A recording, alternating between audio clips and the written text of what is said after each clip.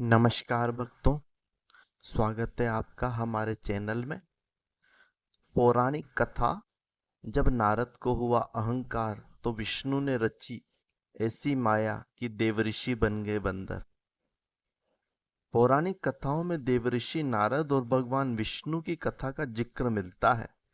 कहते हैं कि एक बार नारद मुनि को अहंकार हो गया था, तो विष्णु जी ने सबक सिखाने के लिए उन्हें बंदर बना दिया था। पौराणिक कथाओं में देवऋषि नारद का जिक्र अवश्य मिलता है। कहा जाता है कि उन्हें जगतगुरु ब्रह्मा ने जन्म दिया था। एक बार नारद हिमालय में गंगा तट के पास स्थित एक गुफा में तपस्या कर रहे थे। उनकी कठोर तपस्या को देख इंद्रदेव बड़े भयभीत हो गए। उन्हें डर लगने लगा कि कहीं नारद तपस्या से उनका सिंहासन न छीन ले। इसीलिए इंद्र ने कामदेव को धरती पर भेजा और नारद की तपस्या भंग करने के लिए कहा। कामदेव धरती पर आए और नारद के चारों ओर मनमोहक कृत्रिम वातावरण बनाया। चारों तरफ सुगंधित फूलों की महक छा गई। वसंत ऋतु का मौसम आ गया। चिड़िया और अन्य पक्षियों की मधुर आवाजें गूंजने लगी। धीमी धीमी हवाएं चलने लगी। स्वर्ग की अप्सराएं नृत्य करने लगी। बड़े से बड़ा व्यक्ति भी इस माहौल को देखकर मंत्रमुग्ध हो जाता, मगर नारद मुनि को कोई फर्क नहीं पड़ा। वे अपनी तपस्या में लीन रहे। कामदेव का जादू देवऋषि नारद पर नहीं चला। कामदेव को डर सताने लगा कि कहीं नारद मुनि क्रोधित होकर उन्हें श्राप ही न दे दें। फिर कामदेव जाकर नारद से क्षमा मांगने लगे। नारद ने उन्हें कुछ नहीं कहा और क्षमा कर दिया। इसके बाद नारद जी के मन में अहंकार आ गया कि वह सबसे बड़े तपस्वी हैं, क्योंकि उन्होंने कामदेव को भी जीत लिया है। शिव जी के पास गए और कहा उन्होंने कामदेव को जीत लिया है। शिव जी को लगा कि नारद जी को अहंकार हो गया है। उन्होंने नारद से कहा कि ये बात आपने मुझसे तो कह दी, लेकिन विष्णु जी से कभी मत कहना। नारद जी को शिव जी का ये कथन अच्छा नहीं लगा। नारद ने सोचा कि शिव जी कैसी बात कर रहे हैं। मैंने इतनी बड़ी उपलब्धि हासिल की है और किसी को क्यों न बताऊं। वे वहां से विष्णु जी के पास पहुंचे और सारी बात बता दी। भगवान विष्णु को भी लगा कि नारद अहंकारी हो गए हैं। उन्होंने नारद का अहंकार दूर करने के लिए एक उपाय सूझा। विष्णु जी ने नारद के रास्ते में एक सुंदर नगर बसाया। वहां के राजा की एक सुंदर कन्या थी जिसका नाम विश्व मोहिनी था।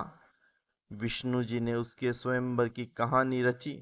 नारद को भी इस स्वयंवर के बारे में पता चला। वह राजकुमारी को देखकर मोहित हो गए। उसकी सुंदरता के सामने नारद अपनी सारी तपस्या भूल बैठे। उन्होंने तुरंत विष्णु जी का आवाहन किया। विष्णु नारद के समक्ष प्रकट हुए। नारद ने विष्णु जी से कहा कि वे उन्हें इतना सुंदर रूप दें कि स्वयं वर में राजकुमारी उन्हें ही चुने। विष्णु जी ने कहा कि ठीक है, वो ही होगा जिससे तुम्हारा भला होगा। विष्णु जी के तथास्तु कहते ही नारद का मुख बंदर यानी वानर के समान हो गया। नारद को इस बात का बिल्कुल भी अंदाजा नहीं था। उन्हें लगा कि विष्णु जी ने उन्हें सुंदर रूप दिया है। वे खुशी खुशी स्वयंवर में चले गए।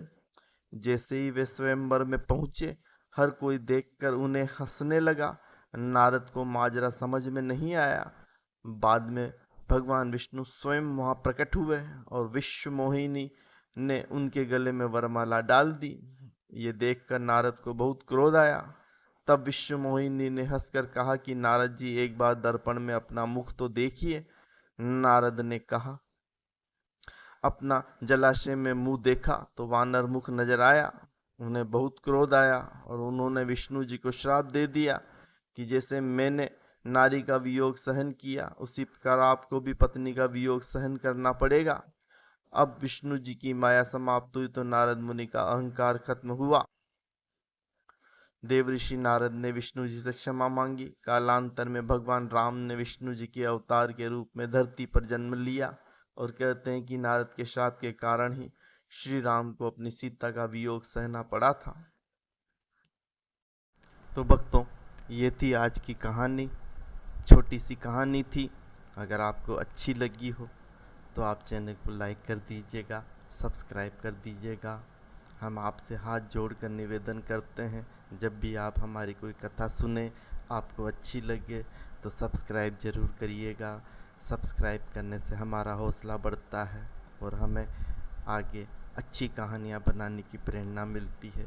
तो हम आपसे हाथ जोड़कर निवेदन करते हैं कि आप सब्सक्राइब ज़रूर करिए, हमारा हौसला बढ़ाइए, हमारी हिम्मत बढ़ाइए।